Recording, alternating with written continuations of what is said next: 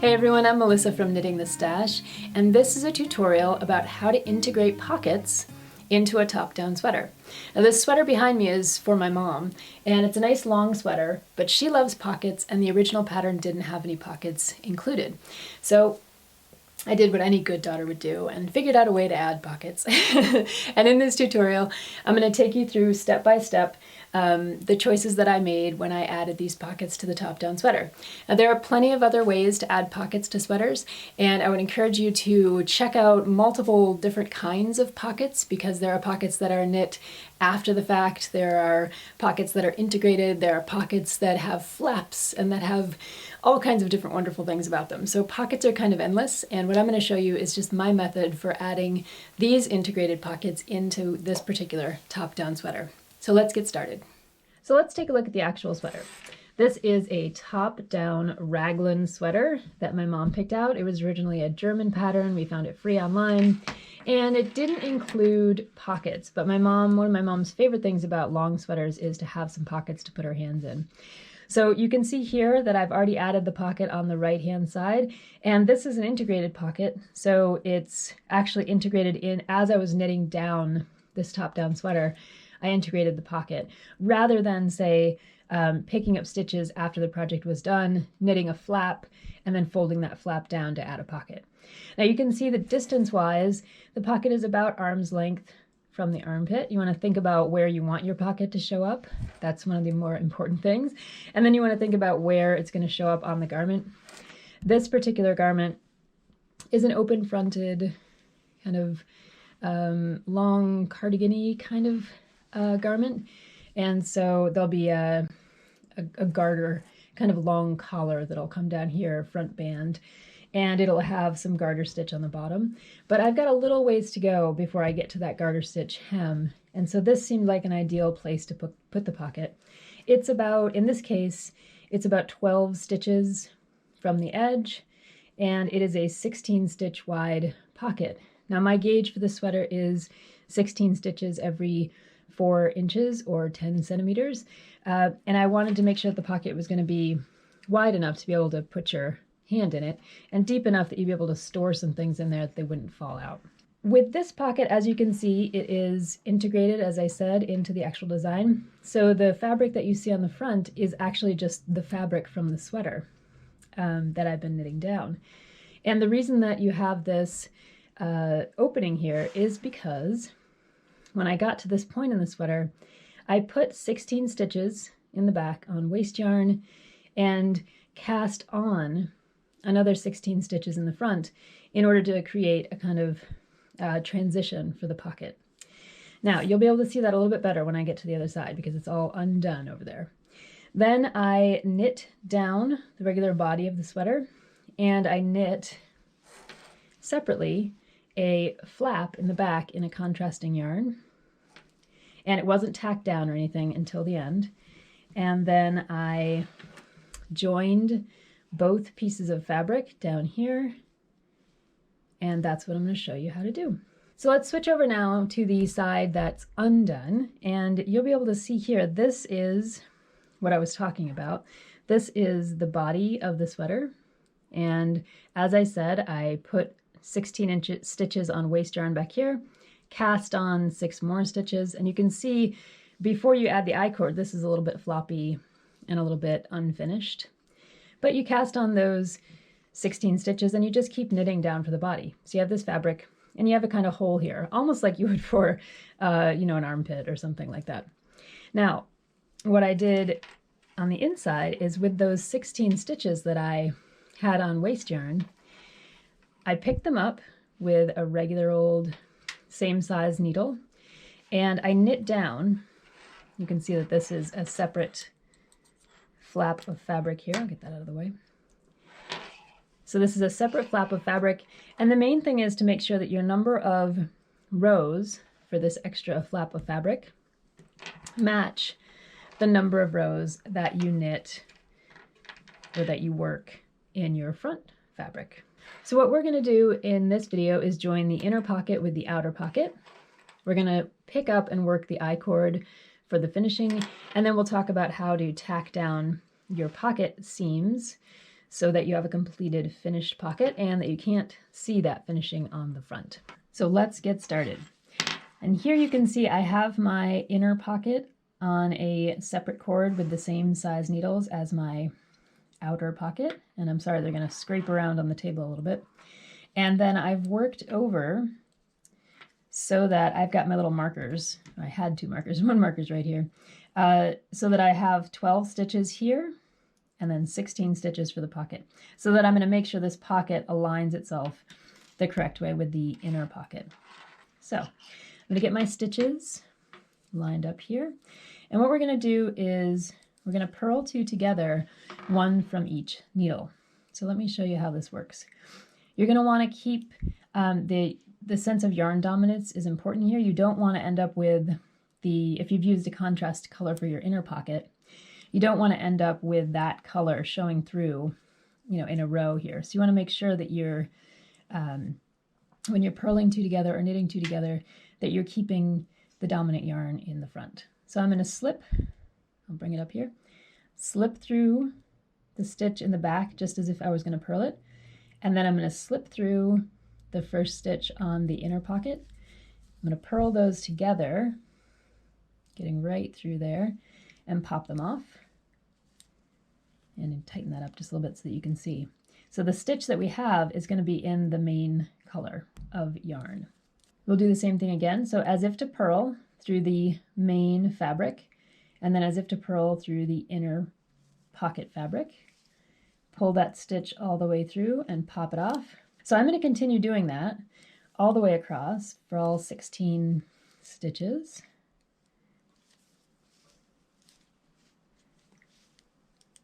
And you could also do this if you finished with, I'm finishing on a wrong side row. This is a cardigan, so I'm working back and forth. But you could also use this technique to knit 2 together if you ended up on a right side row and you wanted to add your pocket there. Wouldn't be a problem. Now we're on to the last stitch. Same thing. Purl through there. Purl through there.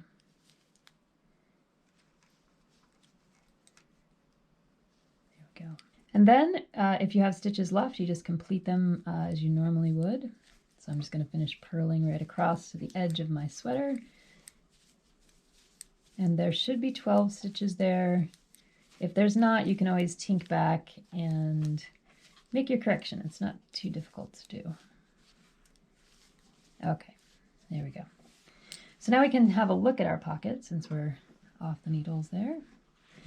And you can see that we've created a really nice seam right there without much trouble. And the contrast color is sitting at the back. And at the front, you can't see anything but the main color, which is a pretty cool trick. And you can double check that your pocket is sitting nice and flat. You can see that it's working out pretty well there. So the next thing to do is to tack down the lining of the pocket here. And if, as you were knitting the lining, you might have thought to yourself, I'm going to leave a little bit of extra yarn at the end of my knitting, then you have that to tack up the side. Now on the other side we don't have that, and I'll show you a trick for just weaving in an end and then creating enough yarn to be able to tack down the side. Now you could work this seam in the actual main color, and one of the reasons to do that is that it wouldn't show through at all on the other side. Now I don't have quite enough of the main color. I'm a little worried that I'm going to play yarn chicken at the end of this sweater, so I don't want to waste any of that yarn or use any of that yarn for tacking down a pocket. So I'm going to use my contrast yarn. And you can see on the other side that when I did so, it's nice and neat on the inside, and on the outside you really can't see it unless you pull it apart, and then it's kind of cool just to show you guys. You can see right where that other yarn is if you really look for it. But otherwise it lays really flat and is kind of like a nice little faux pocket seam there. So I'm going to zoom you guys in here a little bit, because what you need to see is that I'm going to go through the outer leg. See this? If you look at the edge of this, what you have are stitches sitting along the edge. And what I want to do is go through the outer edge, the outer leg of that stitch, And make sure that I'm kind of laying it flat enough. Now, some people would steam this or block it so that it was really clear. They might even wait until the sweater is totally blocked. I can kind of see that I'm going to need to go right about here, and I'm going to go with one of the smiles. All right, you see that? I'm going to go with this smile, and that means that this purl stitch, this smile, I'm going to follow that all the way up as I tack it down. And that's a good way to make sure that you're tacking down your pocket nice and straight. Okay, so that was the first one. So I'm going to go over here and get this edge, this outer leg, and I'm going to find the next smile in the row, which is actually right over here. It's a little harder than it looks on camera. And pull it through like that. And again, I'm going to find the outer leg of the next stitch. Find the smile, pull it through. Same thing, outer leg. Find that smile, pull it through. So you see what we're creating here is we're just tacking down the pocket, so there's not going to be any holes or anything. And on the front, you can see absolutely nothing. Nothing is going on there. You just see the main color, which is a really nice feature of the way that I tack down these pockets. And you can see that the pocket is laying nice and flat. It's not distorting the fabric in any way. It's not being pulled too tight. Like, you know, you could pull it too tight this way, or you could distort it this way if you're not following the rows. And that's one of the reasons that you want to make sure that you have the same number of rows in and the same gauge in your inner lining and your outer lining. So I'll do a few more for you here. That outer leg, find that smile that's in the same row as all the other smiles. Pull it up. Same thing, outer leg. Find that next smile. And you're guaranteed that you're going row by row, so you're not distorting anything. It's an easy way to kind of keep track of where you're at. There we go. Next smile. And here we go for the next leg. The next smile. So far, so good. And you can always, like I said, you can check your work by flipping it over and seeing that absolutely nothing is going on there. It looks pretty good. Everything's hidden. And your pocket is getting tacked down in the most wonderful way. All right, I'm going to fast forward you guys through the rest of this side, and then I'll show you how to weave in an end so that you have enough yarn on the other side to tack down the other side of your pocket. So when you get to the top, you can just do your traditional weaving in ends kind of model here. You want to make sure that the upper corner is kind of closed. And then I like, since I'm using a contrast color here, I like to kind of weave my end back into the pocket itself, which is the same color as the yarn that I'm using for tacking everything up. And when you get up to this point, you want to make sure, if you can, keep your fingers in the pocket back there so that you're not actually sewing the pocket shut, which would kind of defeat the purpose. So don't sew your pockets shut with your weaving in of ends. Okay, that's plenty. And then I always kind of give it a little bit of a stretch before I cut that yarn and give it a little tug. There we go. Okay, so that side of the pocket is tacked down now. And if we flip it over, you can see that you have a little bit more bulk because you have the inner lining there, but you can't see the actual tacking down. It just lays nice and flat, and all you see is that main color. So now on the other side, it's a little bit tricky because that's all the end I have. And that happens sometimes if you're distracted when you're doing a pattern or you're not thinking, 10 steps ahead. You might not think to yourself, oh, I should leave a longer tail here so that I can weave it in later. It's totally okay. We're just going to grab some more yarn. And again, I'm using the contrast color in part so you guys can see it, and in part so that I can make sure to not use up too much of my regular yarn because I'm going to play yarn chicken. Okay, so I'm just going to weave this length of yarn into a tapestry needle, and I'm going to do as if I were weaving in ends, just like I was on the top over there. I'm going to weave in ends here in the same color. See how I'm doing that? just going to act like I'm weaving in an end. And what that's going to do is anchor my yarn so that I can run that seam up the side. You only need about 1 inch, 2.5 centimeters, something like that. And I think you can see here, I'm getting close to the edge. And I'm following my little frowns and smiles. All right, now I'm at the edge, just about, close enough. And I'm going to try to start tacking down, again, just like the other one, the other side. I want to tack down these legs. And this one, the first one's a little bit tricky because I've got a little bit of loose yarn right there. So I'm kind of pushing it down, deciding how far I want to pull it. I think I want to go about there. So that's going to be our first stitch. We're going to look for our next stitch. And this is, like I said, it's a little wacky because we're at the bottom here, at the corner.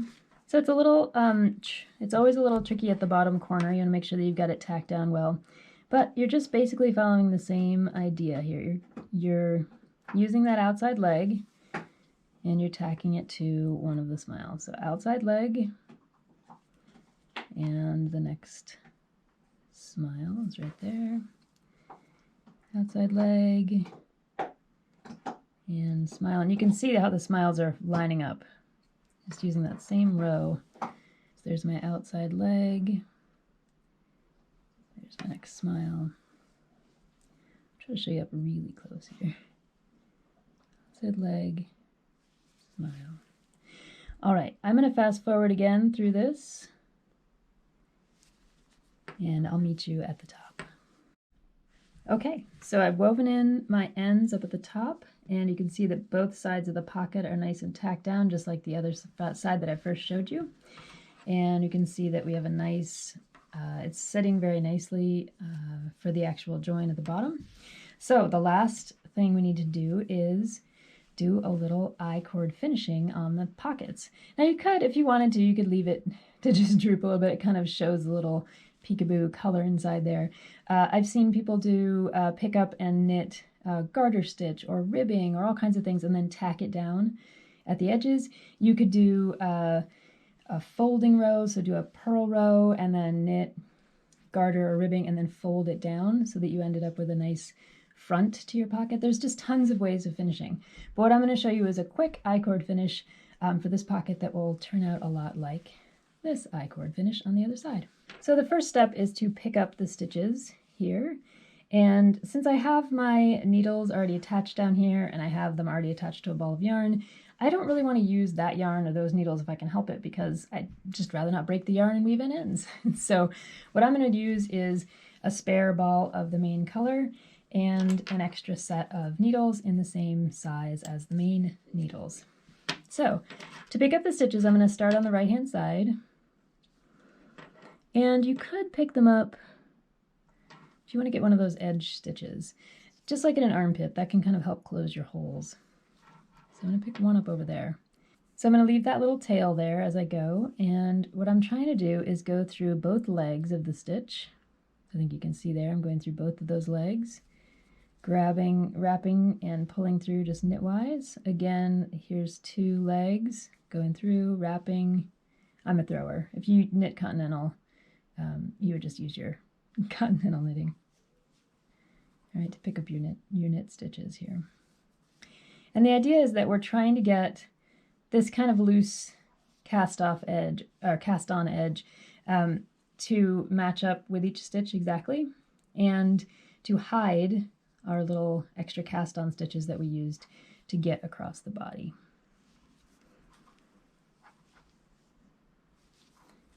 And you know you have 16 stitches across, so if you pick up an extra one on each side, you're probably going to end up with 18 stitches.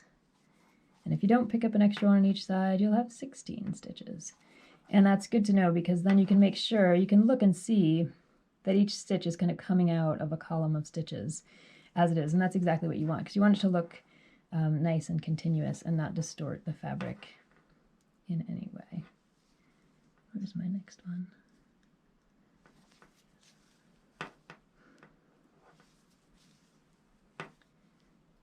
Okay, so we're getting to the end here. All right. Now I need to rotate around here so you can see what's going to happen. So to work the I-cord, what I'm going to do is I'm going to cast on 2 extra stitches here. Now you can work an I-cord on the right side or the wrong side of the work. Right now I'm going to work it on the wrong side, but that's totally up to you. So I've cast on 2 stitches, and what I'm going to work is actually called an applied I-cord. So I'll bring it up here so you can see it a little better. So I'm going to purl into the cast on stitch, the next stitch, and the original stitch like that. And then I'm going to move all of them back to the left needle, keeping my yarn just right where it is. And I'm going to then purl 1, purl 2, and purl 2 together. And you see I've got this extra stitch here, and I'm purling it together with a stitch that's part of the original pickup. Then I'm going to move everything back over, just like an I-cord. And again, purl first 2,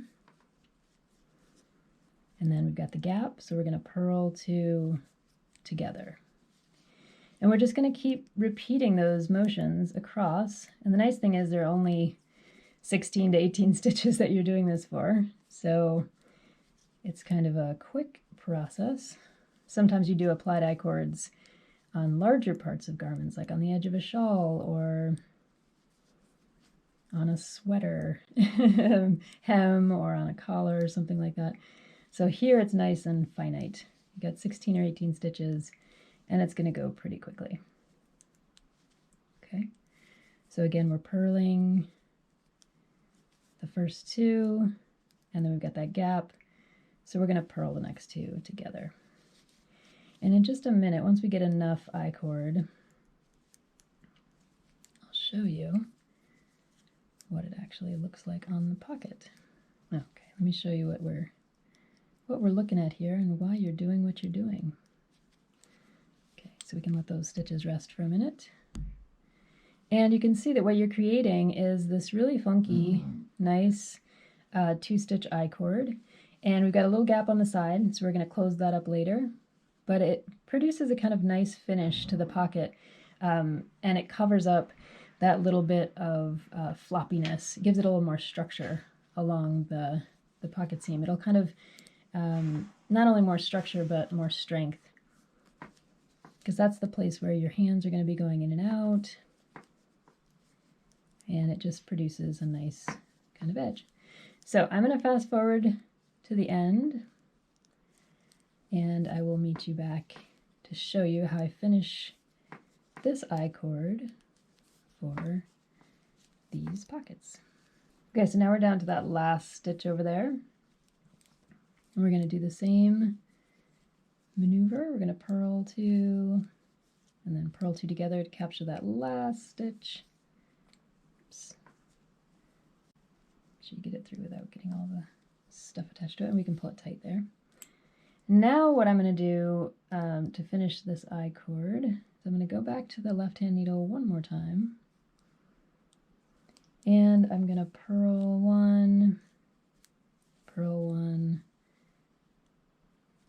and do a little bit of a bind off here.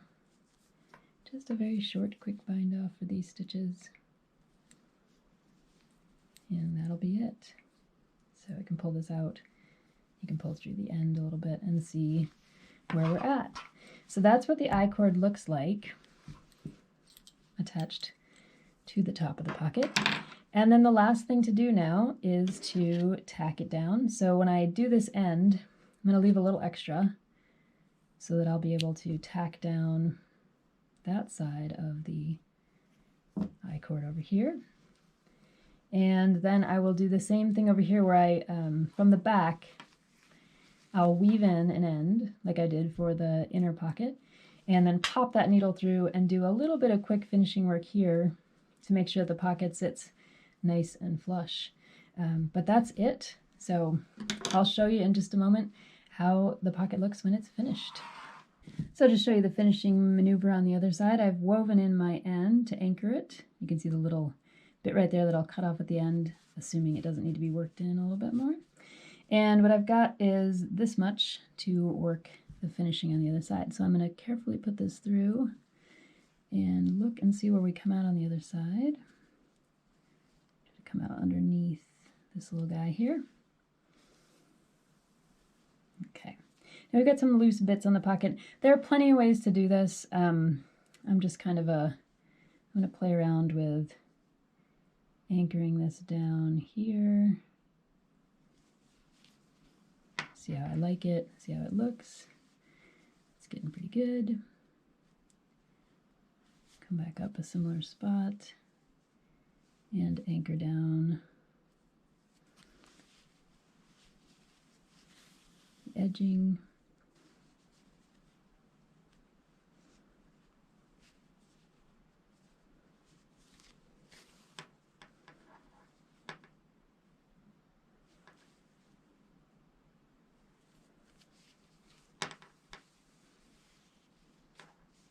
Kind of liking the way that looks. And I might want to grab one more bit over here, just to make sure that we've got a good anchor. Hide that in there. That looks pretty good to me. So now I'm going to anchor in the back on the final little bit of weaving in. And I'm going to anchor it right up here in the same color so that there's no... And I'm making sure my fingers are underneath my pocket opening in the front so that I'm not actually sewing the pocket together, which again would defeat the purpose of adding pockets.